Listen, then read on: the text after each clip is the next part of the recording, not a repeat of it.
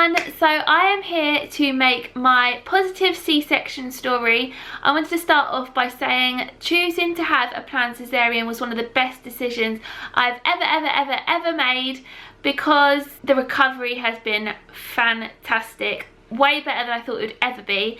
So I wanted to start off by telling you the reasons why I chose to have a planned C-section. So 4 years ago I gave birth to my son Ayden via a vaginal delivery, and the recovery was absolutely horrific. It led me to have postnatal depression, and I wasn't able to sit on a flat surface for 4 months because I had a 2nd degree tear and an episiotomy, and I also had a hematoma. I actually still get pain from the scar 4 years later now. So basically that was the reason why I chose to have an elective cesarean this time round, and like I said, best decision I've ever made. So I'm currently 3 weeks 2 days postpartum, and I feel completely back to normal.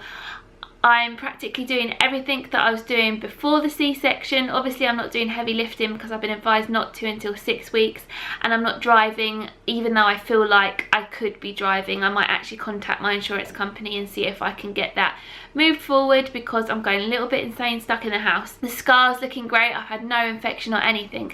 So basically I want to talk to you about what a C-section is like, a planned C-section. I can't talk on behalf of people that have had an emergency C-section because mine was planned, and I can imagine them to be two very different experiences.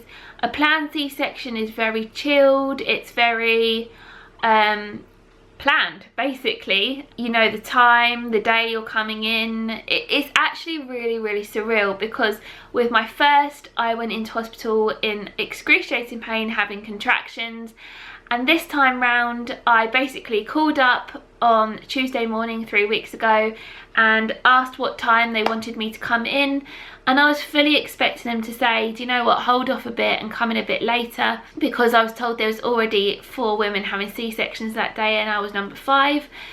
But it turned out I was top of the priority list due to having reduced fetal movements and being in hospital 4 times, having monitoring and stuff. So they basically said to me, you're first on the list to come in for 7 o'clock. So I quickly jumped into the shower that morning, put all our bags in the car, which were already packed and ready to go, waiting by the door, and headed to the hospital, where I got there for 7 o'clock. You basically are taken to the delivery suite and are taken to a room. When I arrived in the room I was by myself, but after about 5 minutes a lady was wheeled down from theatre who had just had her cesarean, and her baby was with her. So it was really exciting seeing her baby and stuff, because I knew that I was going to be meeting my baby in a matter of an hour. The next thing that happens is people come into the room and talk to you. The midwife comes in and takes a set of obs and does your heart rate, blood pressure, oxygen levels and all that, make sure that you're fit and well. And then the anaesthetist comes down to the room to speak to you about the spinal and the anaesthetic. I was really nervous about the spinal. That was one thing I was most nervous about, because I'm not very good with needles, and I didn't particularly like the experience of having an epidural when I had my first son, because I could feel the catheter being threaded down my spine, and it was very unpleasant and uncomfortable. So I was basically worrying myself stupid about this spinal. And I know in some places your birthing partner or husband can't come in the room while you're having the general anaesthetic, but I asked if Pete could be there with me, and the anaesthetist was so lovely. She said, yeah, that's not a problem, he can be there for that. So that relieved me a little bit. You basically have to go through a consent form and sign to say you know all the risks, and sign to say that you're happy to get a blood transfusion if you're in a position where you're going to need one. She also spoke to me about what happens with the anaesthetic and stuff like that. She said to me, here's your gown and here's your compression socks which you need to put on, which I got changed into, and she also gave Pete his scrubs to change into as well for when he went down to theatre. She said, we'll be down in half an hour to collect you. So I was like, okay, great. Up until this point I was pretty excited. If you've watched any of my videos before, you'll know that I'm very real. I tell you how it is. So with this video, although it was a very positive experience for me, I'm not going to sugarcoat anything in any way, shape or form. I'm going to tell you exactly how I experienced it. So once she said to me it's going to be half an hour until you're taken down, the nerves really started to kick in. I was worrying like crazy, and then they came to take me down. It was literally 2 doors down from where I was to the theatre, and I got in the room and the tears just started streaming. Like, when I get nervous, I just cry. And I did the same with Ayden when things went wrong during my natural delivery. I just cried because of the nerves. So you get into the room, you're sat on the edge of the theatre table, and the first thing they do is put in your cannula for your fluids and your antibiotics, because you need antibiotics to prevent infection during the surgery and after. So I have to say that having my cannula put in was the worst part of the whole thing from start to finish. It was worse than the spinal, and it was worse than the cesarean itself, and that's saying a lot. So they I think they must have messed it up, because they couldn't find a vein in my hand, so they ended up having to put it in my wrist. I still kind of got, you see that little mark there?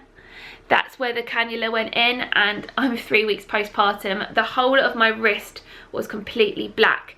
So when they put it in, they were putting it in and out, lifting it up underneath my skin to try and get it in the right position. Let me just get Ayden, let me just get Tyler because he's getting upset. And I just felt like warm liquid running down my hand, and when I looked over, the whole of like the end of the bed was covered in blood where they'd like put the cannula in.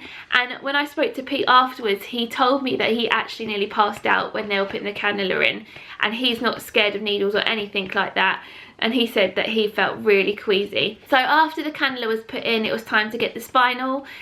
So they tell you to arch your back like you would if you're having a c-section into a C shape, and Pete was right in front of me. Are you going for a poo? Yeah, I think you are. The midwife was right in my face. She was wiping my tears, saying it's fine. The anesthesiologist who was doing the spinal spoke to me the whole time, told me exactly what was going to happen. At this point, the tears were streaming. I was physically shaking. I know that spinals and stuff like that can make you shake, but I was physically shaking from the nerves. My breathing was way off, like I was hyperventilating literally. The anaesthetic person told me that it was going to feel like a really strong bee sting. Now, I've never experienced a bee sting, but I just prepared myself for like really intense stinging, which I never actually felt. All I felt was a lot of intense pressure in the centre of my spine when the needle went in, and as soon as that was done, immediately my legs started to go pins and needles, so they lay you down instantly. During a cesarean, it's not that you can't feel anything. I thought you'd be completely numb, but you're not. It's so weird because you can't feel any pain, but you can feel touch the whole time. So if you imagine having a really bad case of pins and needles in either your arms and legs and your limbs go numb, imagine when that feeling just starts to come back. That's what it feels like. So you can constantly feel touch, but you can't feel pain. As soon as you're on a table, they test you with this really cold spray. So you've got this curtain up, which is basically from your chest upwards, so you can't see anything below your chest.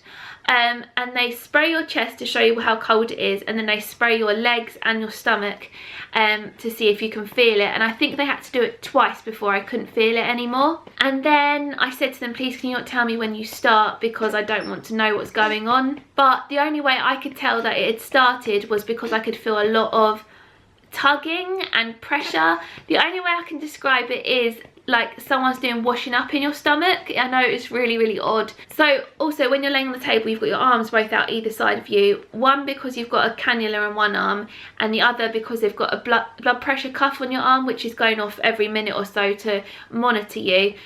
You've got people constantly asking if you're feeling okay, if you can feel anything. Obviously, because I was still panicked that I was being cut into while I was awake, I was still hyperventilating, and Pete was actually so worried that he thought I could feel the pain. But it took all of 5 to 10 minutes to get Tyler out, and they lifted him above the curtain, and Pete took some pictures and he started crying instantly. Pete went over with him to the table with the midwife, and he was crying, and then he just stopped. Which made me panic a bit, and it turned out that he'd actually stopped breathing and had gone purple and limp. So they needed to bring him back round, and then he needed to be whisked off straight to the special care baby unit, and Pete went with him because I said, you know what, just go with him, I'll be fine. He needs someone to go with him. While I was being sewn up and put back together, Pete wasn't there, but he was with Tyler the whole time. It was the most surreal situation because you're laying on the theatre table, having people pull and tug at your stomach. There's Magic FM on the radio in the background, and then the two people doing the surgery are just talking about what they did at the weekend. It was the most bizarre, surreal situation I think I've ever been in. It was just so weird. But the thing is, with a planned C-section, it's just so chilled. Like, nothing is rushed. Like, everyone just takes their time and makes sure things are done properly, and it was such a good experience. Me panicking was all down to me. There was nothing to panic about, but I'm a panicky person and I get anxiety really, really bad. I would never hesitate to have another cesarean. I would never have a natural delivery again after having the positive experience I did with my C-section. So after they finish sewing you up, they move you over to the recovery bed. So they have people either side and they go 1, 2, 3 and slide you over. Then you see your legs moving up in the air. And it was so weird because I could see my legs going in the air, but it was like they weren't attached to me because I couldn't feel them. It was so weird. And apparently at this point they put a suppository in my bum for pain relief as well, and I was not even aware they did that. Oh, I forgot to mention, as soon as they put the spinal in and lay you down as well, they put a catheter in, which you can sort of feel because the anaesthetic still hasn't kicked in properly, but it's not painful. It's just a little bit uncomfortable. It's just really unpleasant feeling, but that's over within like a minute. So yeah, that's that. So once you're on the recovery bed, they wheel you back down to the room that you were taken to when you first got to the hospital. My mum was waiting there for me when I got back, and after that they monitor you, I think, for an hour or two, do your observations every 15-20 minutes to make sure that you're okay. So do your blood pressure, temperature, heart rate, oxygen levels, all that. And then once they're happy with you and they've checked your bleeding and you're not hemorrhaging or anything like that, they take you down to the postnatal ward with all the other mums and their babies. That was a little bit upsetting and frustrating for me because obviously when I got on the ward, all the mums had their babies in their cots next to their bed and my baby wasn't there. I never actually got to hold my baby after he was born. So he was born at 9:22 in the morning, and I wasn't able to hold him until 4 or 5 o'clock that afternoon. As soon as they got him round after he stopped breathing, they quickly brought him over to show him to me, and I was able to touch his face. But he was there for less than a minute before they whisked him off to the special care baby unit. A couple of hours after he was born, and I'd had something to eat on the ward and had something to drink, they took me down to the special care baby unit on my bed because obviously I was still completely numb, which was okay, but it was very rushed because the room in the special care baby unit is so small that when they were bringing other babies in, it just wasn't practical for them to have a huge bed in the room. So I had to go back up because I think they had an emergency 3-month early baby come in, which was obviously priority, which is completely understandable, but it just meant that I didn't get to see him for very long. And at this point he was on machines to help him with his breathing, and he had a tube down into his stomach to feed him, so he was quite poorly at the time. I actually was reading his discharge notes when he came out of the special care baby unit, and they said that he was actually being treated for suspected septicemia, which is obviously very, very serious.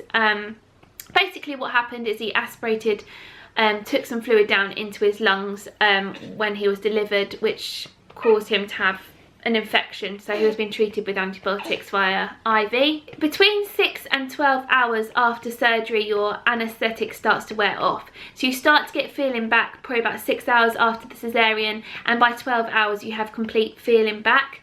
At this point, because I was so keen to go and see Tyler and I knew that I could only be taken down by wheelchair, I wanted my catheter out, I wanted to be up and moving around, and I wanted this, A, because lots of people on YouTube were telling me that once you get up and moving around, your recovery is a lot quicker, and B, because, like I said, I wanted to go and see my baby. So they did end up taking the catheter. Oh no, they didn't actually. I had to go down with the catheter in still, but they did give me permission to get out of bed and start mobilising. So I did have help getting into my wheelchair. It was literally standing up from my bed and getting in the wheelchair, but I'm glad I did it. and that's when I went down, and that's when I was able to hold him for the first time. And because I was able to do this, they were able to take me down during the night, because he spent a day and a night in the special care baby unit. They were able to take me down to the special care baby unit every time he needed feeding, so that was really good. And then eventually I did take the catheter out, I think 24 hours after. I think it might have been a bit before that, because I remember asking them and them saying, well, it's a bit early, but I was like, I feel good to mobilise around. And after they took the catheter out, I made sure to get out of bed, go to the toilet. Honestly, you may feel like you're gonna fall and rip in half, but it is the best thing I ever did, getting up and moving around. I was on paracetamol and Nurofen and alternating in between those every 4 hours. And I tried to avoid morphine at every cost, but if I needed it, I took it, and I kept on top of my pain relief, and I kept moving around, and I felt great. And seriously, after a week and a half, I felt back to my normal self. And I haven't been taking pain relief for nearly 2 weeks now, and I'm 3 weeks, 2 days postpartum. So all I can recommend to people is mobilise as soon as you can. Obviously don't overdo it, but move around as much as you can. Even when you're in bed, do all the exercises that the is it physio? Or someone comes around to see you and tells you to do certain exercises. Do those exercises, get out of bed as much as you can. Try and be as independent with the baby as much as you can. I mean, if you need help, obviously get help, but try and do as much as you can by yourself. Keep on top of your pain relief, and if the nurses haven't brought it on time, make sure to ask for it. And when you get home, make sure you have people to help you out. I was prepared for Pete to be literally doing everything for about 3 weeks, because he had 5 days paternity leave and then booked an additional 2 weeks because I thought that I would need it. But after a week, I was back to doing everything. Even though Pete was like, no, you shouldn't be doing that, I felt ready to be doing everything again. So I was helping him out. And I'd say the hardest part was going from 1 child to 2 children and trying to juggle a 4-year-old and a newborn at the same time. The cesarean didn't even play a part in it. So I want to put out there that if you're having a cesarean, a planned cesarean, try not to worry. Obviously it's worrying, it's major surgery, but honestly it was such a good experience, and it was so surreal. Like, yeah, that's all I can say really. I guess I'll show you Tyler quickly. He's a little bit sleepy at the moment. This is my little Bubba. 3 weeks and 2 days old today. Oh, that was a big pop. He's very sleepy. I think he needs a bum change. So I'm going to go and change his bum.